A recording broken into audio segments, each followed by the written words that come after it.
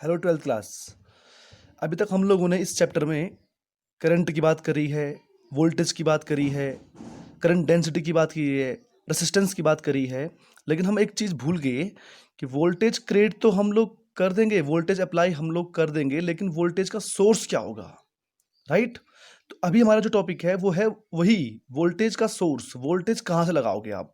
तो इसके लिए हमारे पास एक डिवाइस होती है, उसका नाम है सेल, राइट? तो what is cell? Cell it's a device which convert chemical energy into electrical energy. एक ऐसी डिवाइस होती है जो केमिकल एनर्जी को इलेक्ट्रिकल में चेंज कर देती है। देखो, we can not create energy but we can convert energy, right? अगर हमारे पास केमिकल एनर्जी है तो हम उसको चेंज कर सकते हैं इलेक्ट्रिकल एनर्जी में with the help of a cell, right? तो सेल इज ए डिवाइस। अब there are two types of cell. एक तो होता है जो डायरेक्ट कन्वर्जन करता है किसका, केमिकल एनर्जी का इलेक्ट्रिकल में, direct conversion of chemical energy into electrical energy. और इस टाइप के सेल नॉट रिचार्जेबल होते हैं, यानी कि वंस वी यूज हो गया फिर तो उसको फेंकना पड़ेगा हमको। एक बार अगर यूज हो गया तो हो गया, नॉट रिचार्जेबल।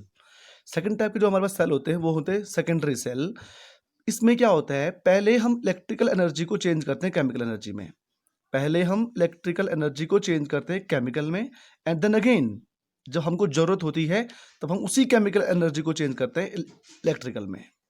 यानी कि पहले तो हम इलेक्ट्रिकल को ही चेंज कर देंगे किसमें, केमिकल में, और फिर केमिकल को चेंज कर देंगे इलेक्ट्रिकल एनर्जी में। और इस टाइप के सेल होते हैं हमारे रिचार्जेबल सेल। इसको हम रिचार्ज कर सकते हैं, जो जैसे कि हमारे फ़ोन में होती है battery, right? Example, primary cell के जो हमारे पास एग्जाम्पल है, Daniell cell, Leclanche cell and dry cell, right? ये आप लोगों ने केमिस्ट्री में किया होगा। और सेकेंडरी सेल के जो हमारे पास एग्जांपल है, लेड एसिड बैटरी, ये भी आपने केमिस्ट्री में किया हुआ है।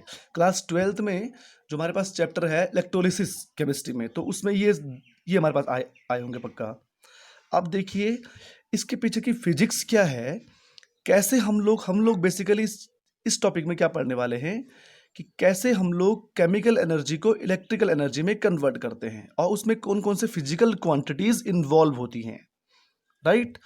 अब इसके लिए मैं थोड़ा सा केमिस्ट्री में जाना चाहूँगा। तो केमिस्ट्री क्या बोलती है कि हमारे पास मान लो H2SO4 हमारे पास है, सल्फ्यूरिक एसिड हमारे पास है।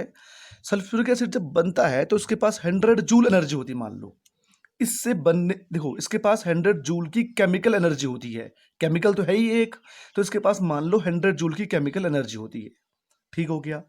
और जिंक सल्फेट जो होता है ZnSO4, इसके पास भी केमिकल एनर्जी होती है, पर इसके पास थोड़ी कम केमिकल एनर्जी होती है, 70 जूल। अच्छा, हमें कैसे पता कि इसके पास 70 होती है, इसके पास 100 होती है? तो आंसर हमें नहीं पता, पर हमें ये पता है कि इसके पास ज़्यादा एनर्जी होती है, उसके पास कम एनर्जी होती है। कैसे पता हमको? तो हमें ऐसे पता है कि सल्फ्यूरिक एसिड को बनाने के लिए कम वर्क डन करना पड़ता है, कम एनर्जी चाहिए होती है, और ज़्यादा एनर्जी चाहिए होती है, तो उसके बाद आएगी भी तो ज़्यादा ही। दूसरा, जिंक सल्फेट को बनाने के लिए, जिंक सल्फेट के फॉर्मेशन के लिए हमको कम एनर्जी चाहिए होती है, कम वर्क डन करना पड़ता है, तो उसके पास आएगी भी तो कमी। सिंपल सा वो है फंडा है कि वर्क का कन्वर्जन किस में हो रहा है, एनर्जी में। अब पॉइंट वाली बात ये है कि H2SO4 अगर ब्रेक होगा, अगर ये टूटेगा 2H प्लस और SO4 2 माइनस में, सल्फेट आयन और हाइड्रोजन आयन में, राइट? और जिंक सल्फेट को जो हम तोड़ेंगे Zn प्लस जिंक आयन में और सल्फेट आयन में, ठीक हो जाएगा। अब मान लो हमारे पास एक सल्फेट आयन है, मान लो ये sulphate ion SO4 2 minus.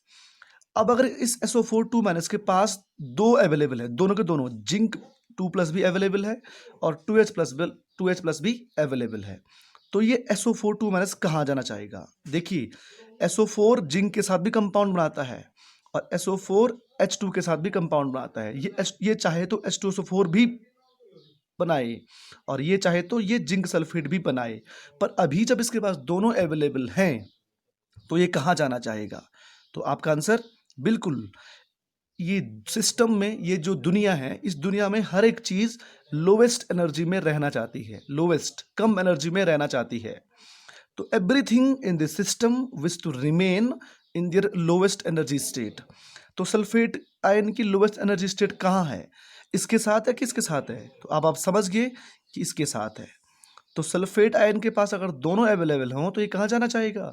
Zinc plus के पास जाना चाहेगा, सो दैट ये कम एनर्जी में रहे। तो हम एक फंडा यहाँ पर नोट कर लेते हैं। ये फंडा क्या है? Everything in this system, everything everything in this universe wish to remain in their lowest energy state। ये हमारा फंडा हो जाएगा। हमारा फंडा क्या, ये तो फिजिक्स का प्रिंसिपल है कि एवरीथिंग, कोई भी चीज इस दुनिया में वो कम एनर्जी में रहना चाहती है। ठीक हो गया। तो अब इस कहानी का क्या रोल भाई, तो कहानी का रोल हम यहां दिखाते हैं आपको। सेल बनता कैसे है और सेल में कौन कौन सी क्वांटिटीज इन्वॉल्व होती हैं, राइट। अब देखिए, ये हमारे पास एक कंटेनर है। इस कंटेनर के अंदर हमने यहाँ पे डाला हुआ है सल्फ्यूरिक एसिड। क्या डाला हुआ है? Sulphuric acid. और सल्फ्यूरिक एसिड हमको पता है, सल्फ्यूरिक एसिड बहुत इजीली ब्रेकेबल है, ये टूट जाएगा 2H+ और SO4 2- में। तो अंदर जो हमको आयन मिलेंगे, ये हमको मिलेंगे SO4 2- और 2H+ के। बहुत सारे आयन अंदर होंगे। ये अंदर जो हमने भरा हुआ है, ये कौन है? H2SO4, इलेक्ट्रोलाइट की फॉर्म में।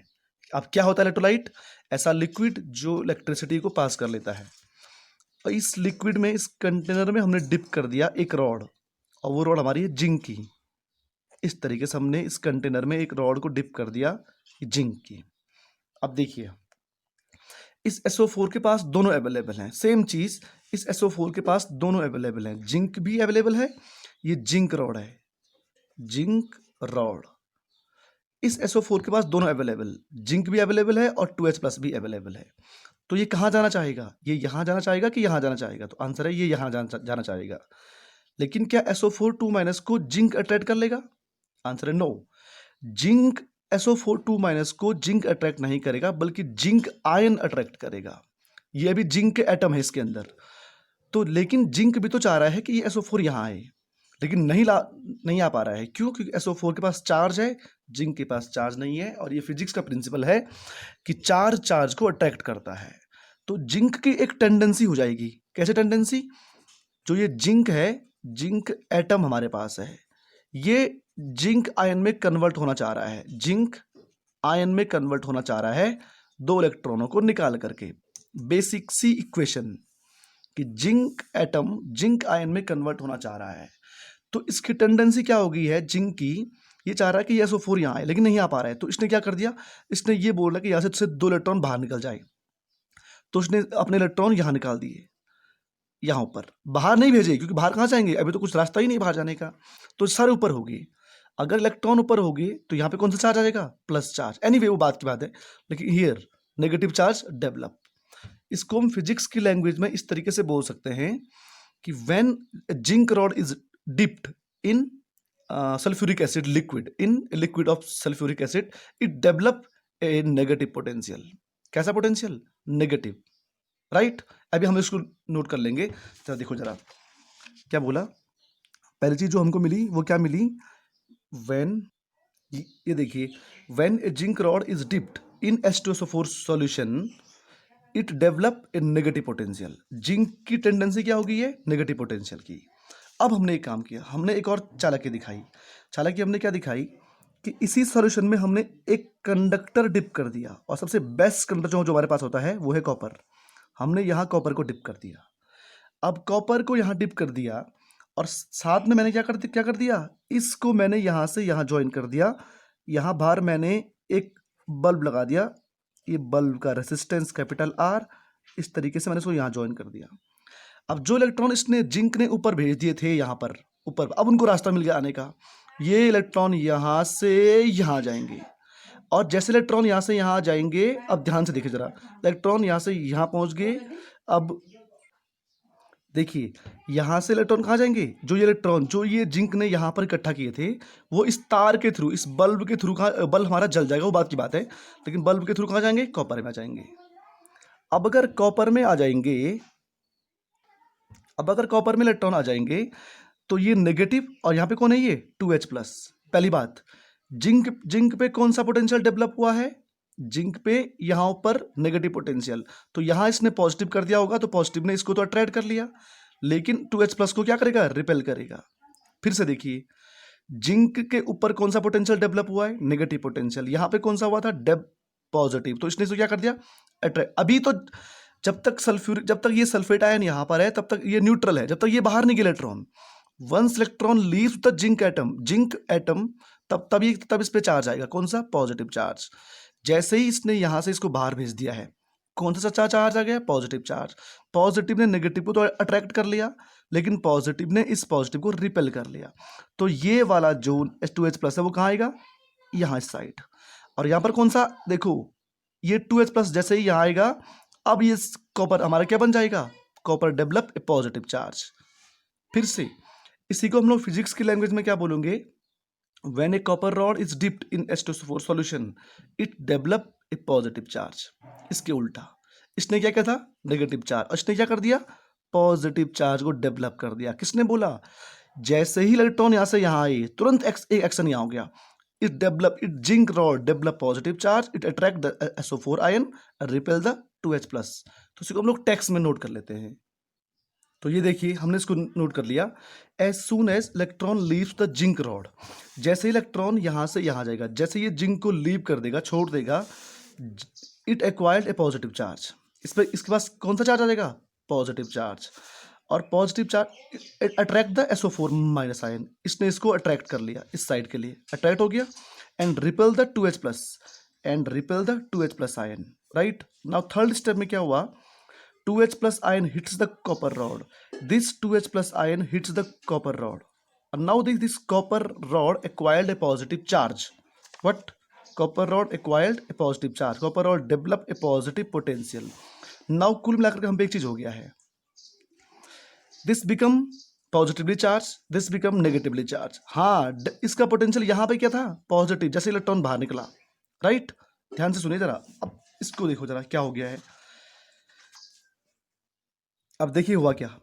इलेक्ट्रॉन यहां से यहां आए, अगर इलेक्ट्रॉन यहां से यहां आए तो करंट ऐसे फ्लो होगी। इलेक्ट्रॉनों के उल्टा, हाँ है ना, इलेक्ट्रॉन अगर यहां से आएंगे तो करंट ऐसे फ्लो होगी। और हमारा रूल क्या बोलता है? Current always flows from positive to negative, high potential to low potential. तो हमारा रूल पक्का है, ठीक हो गया। अब अगर इलेक्ट्रॉन यहां से यहां आ गए हैं इसके थ्रू, ध्यान से देखो जरा इस पूरे रिएक्शन में हो क्या रहा है। पहले तो देखो 1 by 1 हम 4 रिएक्शन नोट कर लेते हैं। पहले हुआ क्या? पहले तो हमारा H2SO4 ब्रेक हुआ, किसमें? 2H+ और SO4 2- में, कोई दिक्कत नहीं है, ठीक हो गया। अब हमारा क्या हो गया? जिंक, ये देखो जरा, जिंक एटम ने क्या कर दिया? जिंक आयन में चेंज हो गया और प्लस 2 इलेक्ट्रॉन में अलग हो गया, राइट। अब क्या हो गया भाई? जिंक 2+ और प्लस SO4 2- ने आपस में कंबाइन होकर के क्या बना दिया? ZnSO4 बना दिया। और साथ में जो ये 2H+ है और प्लस 2E- है, इज इक्वल टू क्या बन गया? ये H2 गैस बन गया। ये 4 रिएक्शन इसके अंदर हो रही हैं, इसको जरा ध्यान से देखिए हो क्या रहा है। नंबर 1, इसको जरा ध्यान से देखेंगे हम लोग। पहले क्या हुआ? H2SO4 जो अंदर था वो ब्रेक हुआ 2H+ और SO4- 2- में, कोई दिक्कत नहीं है। अब क्या हुआ? जो ये जिंक था, SO4 2- को जिंक अट्रैक्ट करना चाह रहा है, लेकिन जिंक को पहले जिंक आयन में चेंज होना पड़ेगा, हो गया है चेंज। अब जिंक आयन ने क्या कर दिया? यहाँ का SO4 को खींच दिया और किस में चेंज हो गया है? जिंक सल्फेट में चेंज हो गया है, ठीक हो गया। अब जो 2H+ था वो यहाँ के इलेक्ट्रॉन यहाँ गए और 2H+ क्या हो गया? H2 में हो गया, और यहाँ से हाइड्रोजन गैस ऊपर निकल जाएगी। इस तरीके से हाइड्रोजन गैस निकलती है सेल से। अब इस पूरी रिएक्शन में क्या हुआ? सल्फ्यूरिक एसिड जो अंदर था वो टूट करके इसमें हुआ, और सल्फ्यूरिक एसिड मतलब खत्म हो रहा है। क्या हो रहा है? अंदर का जो इलेक्ट्रोलाइट है वो क्या हो रहा है? खत्म हो रहा है। और बन क्या रहा है? Zinc sulphate. तो हम क्या देखते हैं, जब एक सेल के अंदर का इलेक्ट्रोलाइट खत्म होता है तो अंदर खाली एक ना लाल लाल रंग का भूसा हो जाता है, जिंक सल्फेट का, ZnSO4 का एक चूरा हो जाता है, चूरा, राइट। तो जिंक सल्फेट जब पूरा का पूरा हमारा इलेक्ट्रोलाइट चेंज हो जाएगा जिंक सल्फेट में, तो हम बोलेंगे कि हमारा पूरा सेल डिफ्यूज हो गया है, पूरा सेल खत्म हो गया है, राइट। अब देखिए स्टार्ट में इसमें फिजिक्स का इन्वॉल्व है। अभी तो जो बातें हुई हैं वो टोटल केमिस्ट्री की बात हुई है, अब फिजिक्स को इन्वॉल्व करवाते हैं। देखो जरा, पहली चीज, current positive to negative flow हुई है, इलेक्ट्रॉन यहां से यहां फ्लो हुई है। अब सर्किट पूरा नहीं है। देखो सर्किट हमने क्या बोला हुआ है? सर्किट यहाँ, ये कौन है? इलेक्ट्रोलिसिस, इलेक्ट्रोलाइट क्या होता है? इलेक्ट्रिसिटी को पास करता है। तो ये सर्किट पूरा हमारा कंप्लीट है, ये अपने आप में क्या कर रहा है? कंडक्शन का काम कर रहा है। ठीक हो गया। अब इस पूरे रिएक्शन में कुछ चीज हमको देखनी है। देखिए जरा, मूव कौन कर रहा है? सल्फेट आयन मूव कर रहा है, इधर को मूव कर रहा है, राइट। सल्फेट आयन हमने बोला भी था इससे पहले, इलेक्ट्रोलाइट में चार्ज कैरियर कौन होते हैं? इलेक्ट्रोलाइट में चार्ज कैरियर आयंस होते हैं। तो यहाँ तो आयन मूव कर रहे हैं, यहाँ इलेक्ट्रॉन मूव कर रहा है, राइट। अब देखिए, फर्स्ट जो टर्म आ रही है वो आ रही है कौन? Internal resistance. देखिए फर्स्ट टर्म कौन सी आ रही है? Internal resistance. ये क्या होता है? ये सल्फेट आयन को ये इलेक्ट्रोलिसिस, ये इलेक्ट्रोलाइट अपोज करता है यहाँ आने के लिए, मतलब उतना इजी पाथ नहीं देता है, उस आयन को यहाँ से यहाँ आने में दिक्कत होती है। तो ये इलेक्ट्रोलाइट उसमें इस आयन के रास्ते में एक रेसिस्टेंस ऑफर करता है। ये सेल के अंदर का पार्ट है, इसलिए हम इसको बोलेंगे इंटरनल पार्ट, इंटरनल रेसिस्टेंस, यानी कि रेसिस्टेंस ऑफर्ड बाय द क्या, ये electrolyte in the path of charge carrier is internal resistance. पहले चीज, राइट। तो पहले चीज हम नोट कर लेते हैं इंटरनल रेसिस्टेंस क्या होता है। तो देखिए क्या होता है, resistance offered by the electrolyte in the path of charge carrier. Resistance offered by the electrolyte in the path of charge carrier. Charge carrier को इस इलेक्ट्रोड यहाँ से यहाँ आने में जो रेसिस्टेंस ऑफर्ड करता है इलेक्ट्रोलाइट, वो होता है इंटरनल रेसिस्टेंस। इतना ईजी नहीं आता है वो, राइट। ईजी कब आएगा उस बात पे भी हम लोग अभी चर्चा करेंगे। And it is denoted by small r. Small r से हम इंटरनल रेसिस्टेंस को दिखाएंगे, जबकि एक्सटर्नल को हम लोगों ने किसे दिखाया हुआ है? कैपिटल आर से। और इंटरनल को मैं यहाँ दिखा दे रहा हूँ स्मॉल आर से। ये ऐसा कुछ होता ही नहीं है, लेकिन मैं यहाँ जानबूझ के दिखा रहा हूँ सो दैट कि समझने में ईजी हो जाए। Internal resistance, external resistance, right. Current is flowing in this manner, I like this, circuit is closed.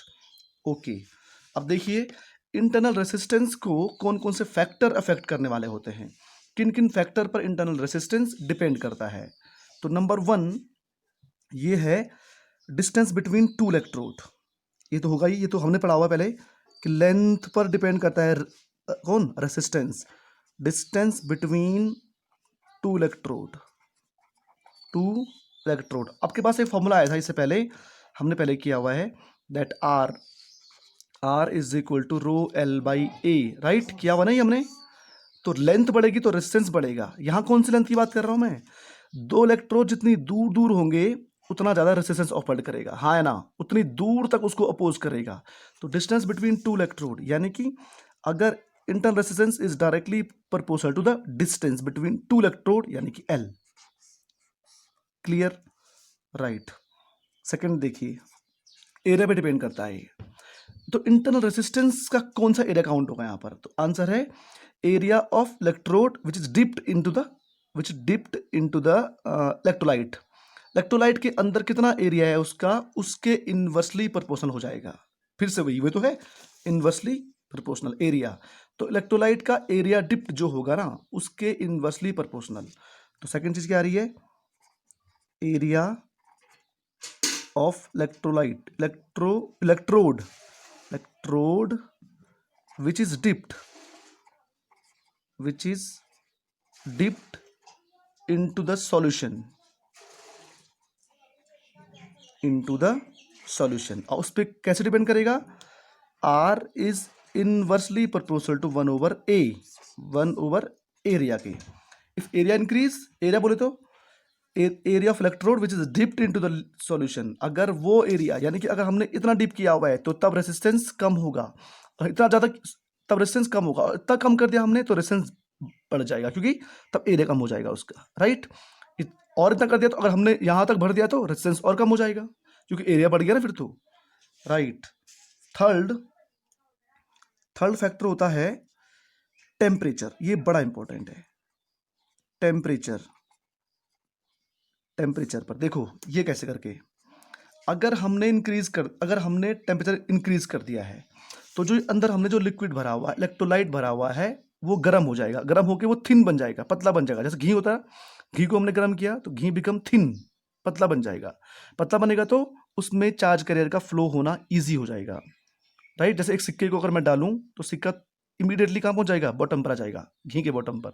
अगर घी पतला है तो, अगर नहीं है तो, विस्कस है तो ऊपर ही रहेगा। यानी कि टेम्परेचर, देखो टेम्परेचर इंक्रीजेस, अगर टेम्परेचर हमने इंक्रीज कर दिया है, टेम्परेचर इंक्रीजेस तो विस्कोसिटी विस्कोसिटी क्या हो जाएगी, डिक्रीज हो जाएगी।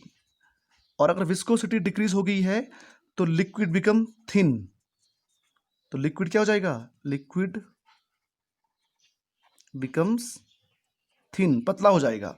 और अगर लिक्विड पतला हो जाएगा तो हमको क्या मिलेगा, easy flow, easy flow of charge, तो चार्ज आसानी से फ्लो हो जाएगा, यानी कि रेसिस्टेंस कम हो जाएगा, यानी कि resistance, therefore internal resistance, internal resistance क्या हो जाएगा, डिक्रीज हो जाएगा। तो यानी कि internal resistance is inversely proportional to the temperature के, अगर टेम्परेचर बढ़ गया तो इंटरनल रेसिस्टेंस कम हो जाएगा। तो दीज आर द फैक्टर्स। एक और भी आप लोग बोल सकते हैं that nature of electrolyte, fourth कि इलेक्ट्रोलाइट का अपना भी नेचर होता है कि उस वो किस तरीके से ऑफर करता है रेसिस्टेंस। तो नेचर ऑफ इलेक्ट्रोलाइट, इसके लिए हम लोग कुछ नहीं कर सकते हैं, इसके लिए तो जो उसका नेचर है वही होगा, राइट। तो this is internal resistance. Now what we are going to discuss, अब वो हमारे पास है electromotive force and terminal voltage, electromotive force and terminal voltage. तो अभी तक की समरी में हमको क्या मिला हुआ है, अंदर का H2SO4 जिसके पास की 100 जूल एनर्जी है वो चेंज किस में हो रहा है, जिंक सल्फेट में हो रहा है, राइट। जिसके पास एनर्जी कितनी है, 70 जूल, यानी कि 100 जूल वाला अगर 70 जूल में कन्वर्ट होगा तो 30 जूल हमारी बच जाएगी, 30 जूल केमिकल एनर्जी बच जाएगी। और वही 30 जूल केमिकल एनर्जी हमको यहाँ से कहाँ मिल रही है, इलेक्ट्रिकल एनर्जी में मिल रही है। तो इस तरीके से हम सेल की हेल्प से केमिकल एनर्जी को इलेक्ट्रिकल में कन्वर्ट कर पा रहे हैं। अगर हम 100 जूल वाले इलेक्ट्रोलाइट को जिंक सल्फेट 70 जूल वाले में कन्वर्ट कर रहे हैं, then remaining energy is converted into the light और इलेक्ट्रिकल एनर्जी, राइट। तो this is the work of cell. Next term हमारे पास जो है वो है इलेक्ट्रोमोटिव फोर्स और टर्मिनल वोल्टेज। तो ये जो हमारे पास सर्किट है ये तो हमारा केमिस्ट्री का सर्किट है, ये इलेक्ट्रोलाइट हो गया, ये इंटरनल रेसिस्टेंस हो गया है, ये एक्सटर्नल रेसिस्टेंस लोड हो गया है जहाँ पे हमने बल्ब लगाया हुआ है, राइट। ये जिंक रॉड हो गई है और ये कॉपर रॉड हो गई है, ठीक हो गया। इसका फिजिक्स का इक्विवेलेंट सर्किट जो होगा वो ऐसा होगा, ध्यान से देखिए, आपके पास न्यूमेरिकल इसी बेस पे आएंगे। देखो ये सेल हो गया, ये सेल का इंटरनल रेसिस्टेंस हो गया है स्मॉल आर, ये सेल का ये एक्सटर्नल लोड हो गया, ये वाला बाहर वाला लोड रेजिस्टेंस। एमीटर, करंट को नापने के लिए हमने यहाँ पे कौन लगाया हुआ है, एमीटर लगाया हुआ है।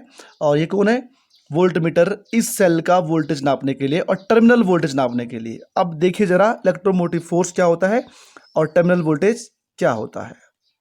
तो देखो इलेक्ट्रोमोटिव फोर्स क्या होगा, तो इसको हम इस तरीके से डिफाइन करते हैं कि work done by the cell, work done by the cell to move a unit charge in the entire circuit। एक यूनिट चार्ज को पूरे सर्किट में मूव करने में कितना वर्क डन होगा, पूरा बोले तो एक्सटर्नल भी और इंटरनल भी। तो work done in moving a unit charge in the entire circuit, ये कौन होगा, इलेक्ट्रोमोटिव फोर्स। तो देखिए क्या होता है, work done in moving a unit positive charge in entire circuit. Entire बोले तो एक्सटर्नल प्लस इंटरनल, यानी कि एक यूनिट चार्ज को पूरे सर्किट में मूव करने में जितना वर्क डन होता है पूरे में, वो ईएमएफ है, electromotive force. Second, work done in moving a unit positive charge from one terminal to other, इस टर्मिनल से इस टर्मिनल तक भेजने में कितना वर्क डन होगा, दैट इज टर्मिनल वोल्टेज। कौन है वो, टर्मिनल वोल्टेज। अब देखिए इसको हम लोग ई बोलते हैं, ईएमएफ को पूरे के लिए, इसको हम खाली क्या बोलते हैं, वी बोलते हैं। अब देखो जरा इसकी कैलकुलेशन, एक इंपॉर्टेंट फॉर्मूला यहां से आने वाला है हमारे पास कैलकुलेशन के लिए। जरा देखो जरा, वर्क डन, हमको पता है वर्क डन का जो फॉर्मूला होता है वो क्या होता है, वर्क डन का फॉर्मूला क्या होता है, V इंटू क्यू, राइट। या वर्क डन का जो फॉर्मूला होता है वो हमारे पास होता है वर्क इज इक्वल टू होता है V मल्टीप्लाइड बाई क्यू, ठीक हो गया। अब वर्क एक्सटर्नल प्लस, देखो वर्क क्यू कितना है, यूनिट पॉजिटिव चार्ज, तो वर्क इज इक्वल टू कितना है, V, क्योंकि क्यू इज इक्वल टू कितना है, 1 कूलम, यूनिट पॉजिटिव चार्ज हमने बोला हुआ है। अब E इज इक्वल टू कितना होगा, electromotive force E is equal, electromotive force E is equal to हो जाएगा work external plus work internal, हाँ है ना, एक्सटर्नल प्लस इंटरनल। तो E इज इक्वल टू कितना होगा, एक्सटर्नल में कितना वर्क डन होगा, एक्सटर्नल में V, कौन सा V, एक्सटर्नल V, और इंटरनल में कितना होगा, इंटरनल V। V एक्सटर्नल, ध्यान से सुनकर एक बार इसको, V इज इक्वल टू कितना होता है, IR। तो एक्सटर्नल के लिए कौन सा IR आएगा, कैपिटल R इंटू I। फिर से देखो, E इज इक्वल टू कितना होता है, external work done plus internal work done. इसमें क्या हो जाएगा, एक्सटर्नल जो वर्क डन होगा वो कितना होगा, V बराबर क्या होता है, I इंटू I, क्योंकि वर्क बराबर कितना है, V है। Work is equal to V है, एक्सटर्नल के लिए V कौन सा होगा, I इंटू R, और प्लस इंटरनल के लिए कौन सा होगा वर्क डन, I तो यहाँ भी सेम ही है, पूरी की पूरी सर्किट में I सेम है, लेकिन यहाँ पे R कौन सा होगा, इंटरनल। तो I R, E is equal to, I हमने कॉमन लिया, R प्लस R, ये तो हो गया हमारा EMF का फॉर्मूला, एक फॉर्मूला EMF का। अब देखो जरा एक और चीज, terminal voltage, terminal voltage V is equal to कितना होगा, तो टर्मिनल वोल्टेज क्या बोलता है, वर्क डन किसमें, बस one terminal to other terminal. तो यहाँ पे खाली कौन सा आ रहा है, I इंटू आर। तो हम ना I इंटू आर को यहाँ पे V बोल सकते हैं। इसका एक और फॉर्मूला हमारे पास क्या आ जाएगा, E is equal to I into R क्या है, टर्मिनल वोल्टेज, एक टर्मिनल से दूसरे टर्मिनल में, उस बीच हम पे खाली कौन सा आ रहा है, उसमें हम पे टर्मिनल वोल्टेज में खाली कौन सा आ रहा है, ये वाला आ रहा है, अंदर वाला तो आएगा नहीं, इंटरनल वाला। तो इसमें हमारा हो जाएगा I is equal to V, I R equal to V और प्लस IR, ये हमारे पास फॉर्मूले बन रहे हैं। अब अगर हमको यहां से कभी कभार क्या पूछता है, find the value of internal resistance, internal resistance की वैल्यू फाइंड करनी पड़ती है हमको, तो कैसे निकालेंगे उसको भी जरा देखो। उससे पहले एक और चीज, क्या कभी भी टर्मिनल वोल्टेज EMF के इक्वल होगा, क्या कभी भी V E के इक्वल होगा, तो आंसर है यस। तो हम यहां पे नोट कर लेते हैं, when current in the circuit is zero, जब I is equal to zero होगा, जीरो बोले तो ओपन सर्किट है ना, स्विच कैसा होगा, ओपन होगा, open circuit, I is equal to zero, then E is equal to V। और बेसिकली ये हमारी इलेक्ट्रोमोटिव फोर्स की एक और डेफिनेशन है कि when the current in the circuit is zero, then terminal voltage is equal to electromotive force. Clear cut है, बहुत बढ़िया। अब इंटरनल रेसिस्टेंस की वैल्यू फाइंड करते हैं हम इसकी हेल्प से। अब क्या है, एक्सप्रेशन फॉर इंटरनल रेसिस्टेंस, इसमें क्या होगा देखो जरा, हम स्मॉल r की वैल्यू फाइंड करना चाहेंगे, तो इस इक्वेशन से E is equal to I plus R से मुझे देखो इक्वेशन क्या है, E is equal to I R plus small r, यहाँ से मुझे I इक्वल टू कितना मिल रहा है, E over R plus R, ठीक हो गया। और V इज इक्वल टू कितना होता है, V इज इक्वल टू होता है I इंटू R, तो मुझे यहाँ से V इज इक्वल टू कितना मिलेगा, I कितना है, E over R plus small r into capital R, और इसको यहाँ लेके आइए, R plus R is equal to E, और ये V कहाँ गया, अपॉन में आ जाएगा E upon V into R, तो यहाँ पे है ही, तो स्मॉल r इक्वल टू कितना होगा, E upon V R minus R, यहाँ करके R इज इक्वल टू हो जाएगा, R हमने कॉमन लिया, E upon V minus 1, R हमने कॉमन ले लिया, इस तरीके से दिस विल बी और very famous formula for the internal resistance, E electromotive force, V terminal voltage, capital R is external resistance, इस तरीके से। और आप अगर यहाँ भी देखेंगे तो यहाँ पे हमारा सेम फॉर्मूला आ जाएगा, इजी करके बहुत आसानी से देखो, नेट रेजिस्टेंस कितना है यहाँ पर, net resistance R plus R है, I कितना है यहाँ पर सर्किट में, I है, तो I इज इक्वल टू कितना होगा, E over R plus R, I equal to क्या होता है, V ओवर R, तो V कितना है, E over R plus R, यहाँ से मिल जाएगा हमको सिंपल फॉर्मूला। तो this is all about cell. Cell में क्या देखो, सेल की वर्किंग कैसे होती है, सेल के टाइप्स कितने हैं, सेल करता क्या है, इलेक्ट्रोड, इसकी केमिस्ट्री, राइट, कैसे हम केमिकल एनर्जी को इलेक्ट्रिकल एनर्जी में चेंज करते हैं। दूसरा, इंटरनल रेजिस्टेंस क्या होता है, what are the factors on which internal resistance depends, electromotive force क्या होता है, टर्मिनल वोल्टेज क्या होता है, एंड फाइनली मैथमेटिक्स क्या इन्वॉल्व है इसमें, राइट। तो this is a very important topic and जिसको हम लोग अब यूज करने वाले हैं आगे आगे के आने वाले टॉपिक्स में, राइट। Thank you.